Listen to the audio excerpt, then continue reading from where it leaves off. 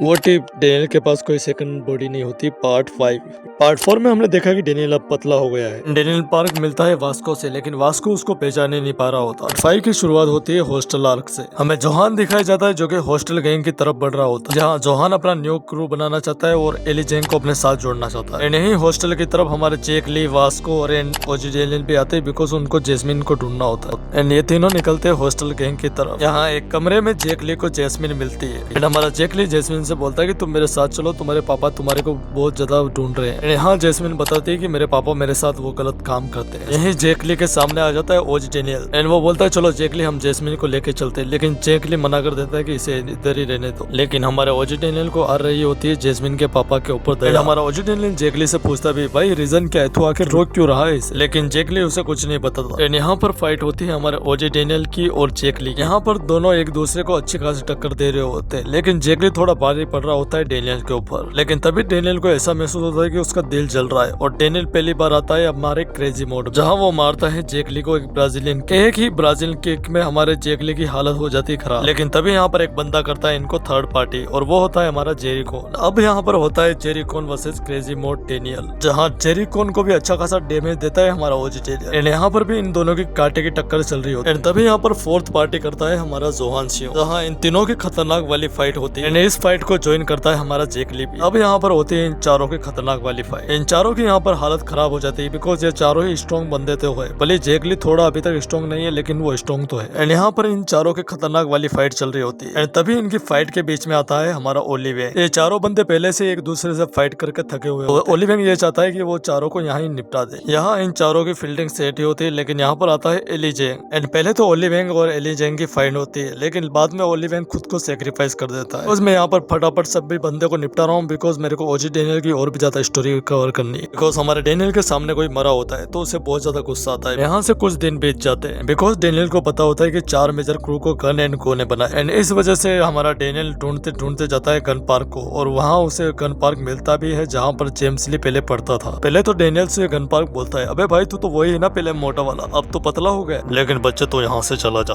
वरना तेरे साथ बहुत ज्यादा गलत होगा। लेकिन हमारा डेनियल बिल्कुल भी गन की बात नहीं सुनता। वो गन के ऊपर आइकार्डो मारता है, लेकिन गन पार्क हवा में एक किक मारता है डेनियल के ऊपर। लेकिन हमारा डेनियल यहाँ पर डॉज करने की ट्राई करता है लेकिन वो कर नहीं पाता। हमारा डेनियल एक बार फिर से आता है क्रेजी मोड। पहले तो हमारा ओजी डेनियल थोड़ा बहुत डैमेज देता है गन पार्क को, लेकिन गन सीरियस होकर डेनियल को चटा देता है। लेकिन फिर भी हमारा डेनियल नहीं मानता, लेकिन गन पार्क उसको पीट पीट के सुला देता है। लेकिन गन इस बात से इंप्रेस होता है कि डेनियल बहुत अच्छा लड़ा, तो इसलिए वो उसको पकड़ा देता है प्लेग पे। एंड पार्ट 6 आएगा कल।